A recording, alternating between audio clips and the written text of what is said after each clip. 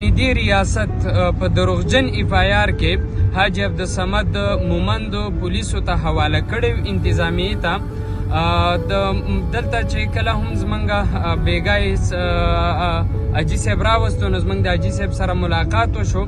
یعنی حاجي صاحب ښه چمتو دی اوس د دې چې کوم دغه عدالتي کاروایي وه هغې کې هم موږ سره وکیلانو ډېره منډه تړله وهله. د ټولو وکیلانو هم ډېره شکریه ادا کومه او حاجي صاحب ښه چمتو او همدا خبره یې وکړه وایي دې زولنو ته به زنګ ولګي یعنی خو موږ به په شا نه شو.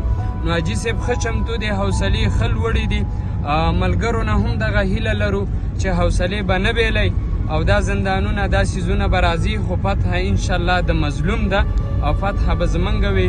ډېره مننه کومه د ټولو د مومندو د ځوانانو د قامي مشرانو دلته چې څومره په ګڼ تعداد کې راغلیو دغه شانې د وکیلانو یو ځلې بیا ډېره شکریه ادا کومه او حاجي صاحب دا مهال واپس پېښور ته منتقل کیږي.